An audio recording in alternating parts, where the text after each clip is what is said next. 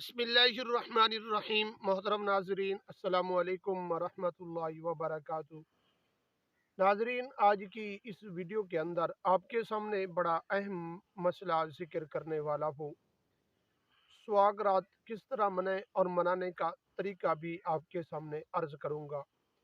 मोहतरम नाजरीन, वीडियो को शुरू करने से पहले अगर आप हमारे यूट्यूब चैनल पर पहली मर्तबा आए हुए हैं तो आप हमारे चैनल को सब्सक्राइब करें और साथ ही लगे बेल आइकन को ज़रूर ही प्रेस कर दें।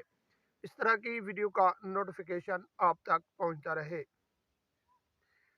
मोहतरम नाजरीन, सबसे पहले और अहम बात आपके सामने पहले ही अर्ज़ कर दूं कि आप जब भी सुहाग रात मनाएं तो उससे पहले आप अपनी बीवी को अपने साथ इस तरह मनहूस करें कि वो दिल के अंदर जो परेशानी होती है वो भी ख़त्म हो जाए, और साथ साथ इस बात को भी ख़त्म करने की कोशिश करें कि सुहाग रात औरत को पहली रात होती है, औरत को तकलीफ़ और दर्द भी बहुत ज़्यादा होता है, और उसको ख़त्म करने का बड़ा अहम ही तरीका है।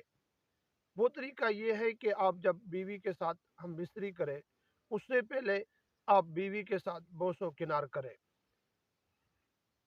रुखसार पर बोसा लें और उसके पिस्तानों को हाथ से मलना शुरू कर दें, और उसके बाद आप औरत के पिस्तानों को अपने मुंह में ले सकते हैं उस वक्त तक कि जब तक उसको बच्चा ना हो। जब बच्चा हो जाए तो फिर औरत के पिस्तानों के अंदर दूध आना शुरू हो जाता है, जो मर्द के लिए हराम होता है। और बाज़ औक़ात लोग ये कहते हैं कि इस दूध से निकाह टूट जाता है।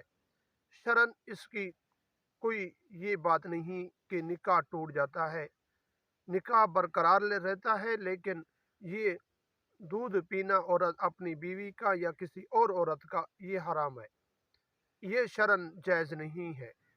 और मुंह के अंदर पिस्तान लें और उसको चूसना शुरू कर दें, और उससे भी औरत को मस्ती आना शुरू हो जाती है।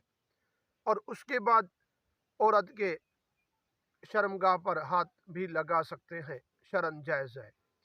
इससे औरत को जब शारी और ज़्यादा गर्मी महसूस होगी तो उसके बाद आप हम बिस्तरी करें, आपको भी लज़्ज़त आएगी और आपकी बीवी को भी लज़्ज़त आएगी। नाज़रीन, अगर आप किसी आलिम के पास भी जाकर ये बात पूछ ले, आपको ज़रूर ही अर्ज़ करेंगे।